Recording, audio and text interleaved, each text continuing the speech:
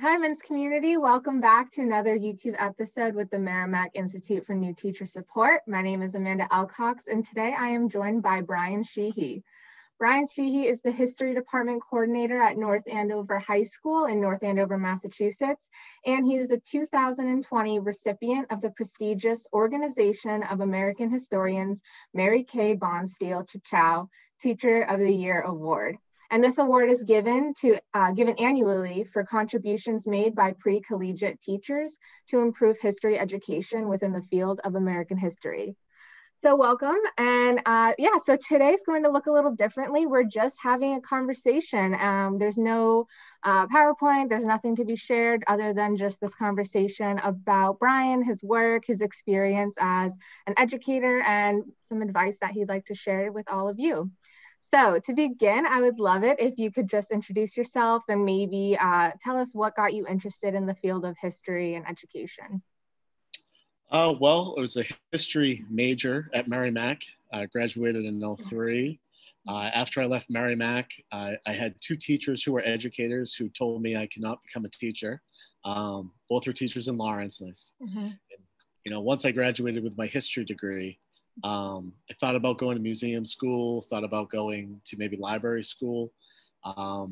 Didn't happen. So my parents said, hey, why don't you go sub in Lawrence? And, I just kind of loved it. I loved being in a classroom, working with kids. So proved them wrong, became a teacher. That's awesome. So then I spent a couple years in Lawrence, working at Greater Lawrence Tech, teaching everything from special ed to gym to history. And then I think it was about 13 years ago, I got the job here in North Andover, and been here ever since. Oh, that's awesome. And along the way, were there any teachers, whether it be K-12 or in your college experience, that inspired you to get into the field? Definitely. I mean, obviously having two parents growing up and seeing like the influence of them in students' lives, you definitely pick that up. And I could see my kids picking that up when they hear my students talk to me and things like that. So definitely a big like a big influence with my parents. I went to Central Catholic in Lawrence.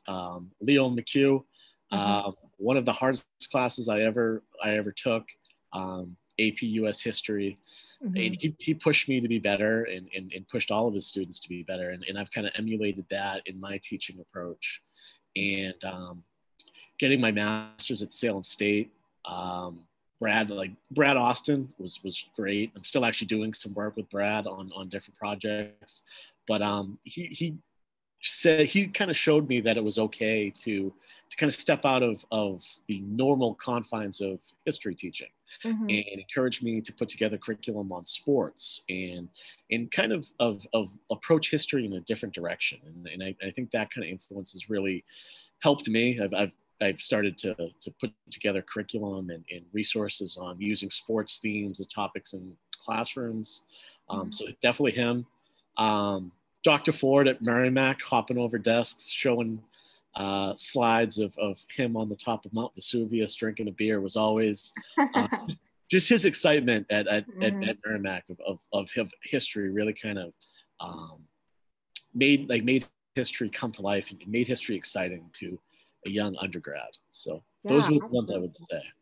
That's awesome. And when you were in K-12 or like whether it be elementary, middle, or high school, did you remember what your civics and history education looked like? And is there anything that stands out positively or negatively that may have influenced how you approach your teaching now or whatnot? I think the study of history has drastically changed from when I was growing up. I think today we're trying to encourage students to think, to develop their own opinions, to be more civically minded and kind of develop their own opinions and work on historical thinking skills. When I was a kid, it was a lot of, okay, you're really good at memorizing certain dates. Are you really good at reading chapters and answering a couple of questions? And I always loved history when I was growing up. I was that kid, and I think I'm developing this in my daughter a little bit. I was that kid who was like 10 years old reading a history book. in kind of memorizing the Civil War and stuff like Mm-hmm. that. So I was always good at that. And going back to Leo McHugh at Central, he was the first one to say, yeah, great, you can remember a bunch of facts, so what? And kind of pushing you to go beyond that. And then as an undergrad at Merrimack, they continued that kind of a different look at history. And I think that kind of deeper thinking, the understanding the bigger picture, that's starting to trickle down into the K through 12 curriculum. And when you start thinking about civics ideas and civics projects, I think that one of the things that I think you can connect civics projects in a lot of different ways. And it doesn't have to be like your traditional civics. It can be just celebrating the community. And that's something that I've always tried to do in my classroom now teaching. So. Oh, awesome. And I would love it if you could talk about the North Andover High Object-Based Learning Lab. I saw that in an article and I just think that was really fascinating. So I'd love to hear it from you. So while I was at Merrimack, I did an internship at the Lawrence History Center. And again, I mean, I've already said it a bunch of times. I had always loved history. Always was really fascinated by all the components of history. But it wasn't until I went to the History Center and started working that you saw that history wasn't just in a textbook. It's in documents. It's in primary sources. It's everywhere.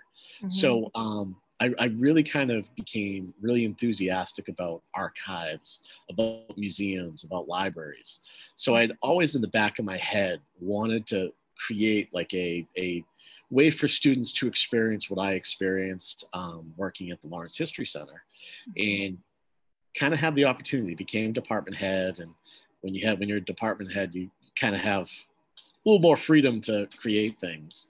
So we had this empty history office. I said, hey, why don't we start acquiring some items and we'll create like an object-based lab. So tragedy and triumph, my uncle passed away and he lived in a triple decker in Lawrence, and we had to clean all of that out. But I was like, wow, there's so many cool things here.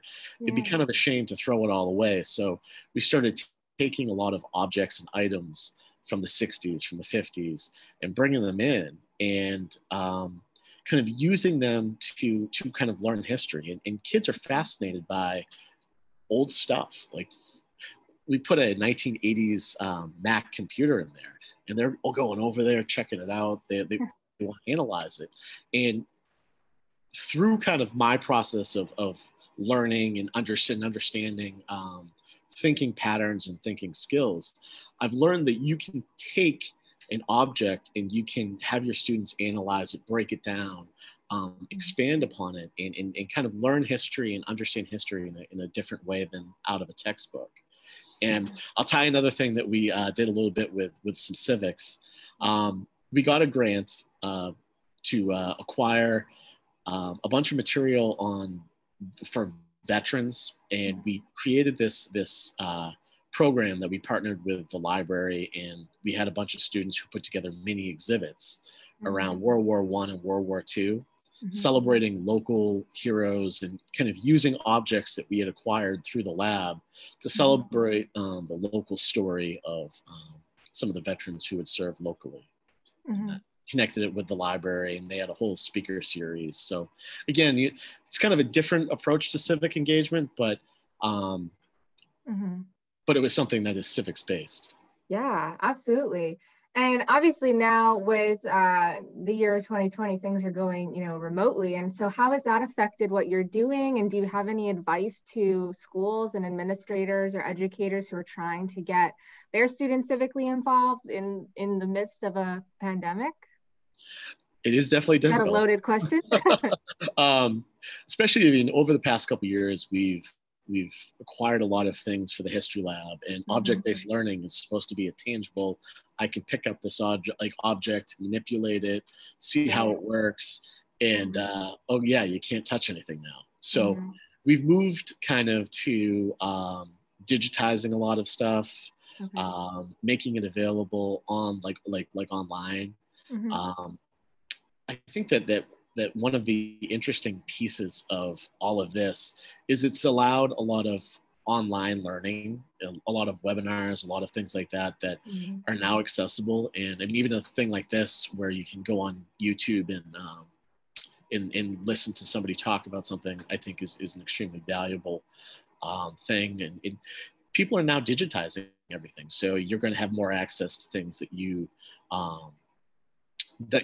wouldn't have had before. Like even that civics project that I was talking about earlier, now that everything is becoming digitized, you can now have access to different records or different items that you could create a project kind of like I did, a local history project. Mm-hmm. And so we just touched on the 2020 pandemic, but another question that's been highly asked is, especially for history educators in the high school where students can get out and vote, is how maybe as the history department coordinator, are you helping your staff and your team address, the topics of the election and the campaigning, I'm sorry. And is there any advice that you can give to educators who are trying to navigate that process? I think it's so Maybe difficult. Another question. Yeah. It definitely is difficult because people have such strong opinions, and it's so polarizing. And I think that one of the best things to do is to never dismiss or never like prevent a kid or a student from expressing their ideas, because that's just going to make it worse. I think you have to set parameters in a classroom where you're opening a dialogue back and forth. And I think you need to develop in your students the ability to critically think. They may have strong opinions either way, but through some of the techniques and some of the historical thinking skills that I think all history teachers should be utilizing in their classroom, maybe they can have a discussion. Maybe they can have a dialogue back and forth. Maybe they can kind of shift a little bit on some of their ideas and listen. And that is a big thing, because I think that especially with this election, I don't know if people were listening.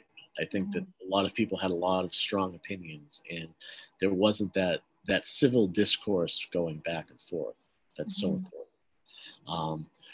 Luckily, because of the way we actually went remote right before the election, so it wasn't. Oh, did you? To do right before? Yeah, we had like a 2-week window where we weren't in school directly. So I think that that's the best suggestion is whenever people have different opinions, to allow them the opportunity to have that discourse back and forth.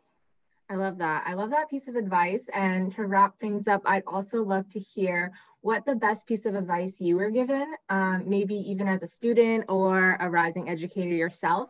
And then what piece of advice you would like to give to our new teachers in our men's community.